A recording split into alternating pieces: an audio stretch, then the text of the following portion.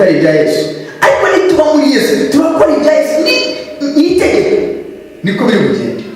Niba ubaha Yesu urakora ibya Yesu. Imana ishimwe cyane. Ndagira ngo nongere mubaze, ese koko nawe wajyaga wibaza ibibazo ukabona utarahinduwe izina? Ese birashoboka ko uyu munsi ushobora guhaguruka ugahindurirwa izina, ugahaguruka mu zindi mbaraga zo kubaha Imana, ugahaguruka mu zindi mbaraga zo kongera gutunganira Imana? Ese birashoboka ko ushobora kongera nawe ugahindurirwa izina, ukava muri ka gahinda na ya marira, ukava muri za ntambara na za ngorane? Haguruka. Nimba wumva ijambo aricyo ryakubwiye, haguruka ubwira Imana mu mutima wawe.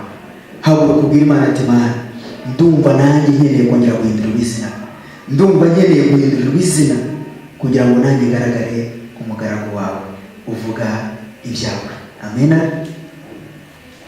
Aleluya. Imana ishimwe. Reka dusenge. Nimba ntamwumva agomba guhindurirwa izina, Imana ishimwe. Nimba uhari, reka dufatanye guhindurirwa amazina. Reka dusenge Imana, dusaba Imana guhindurirwa amazina.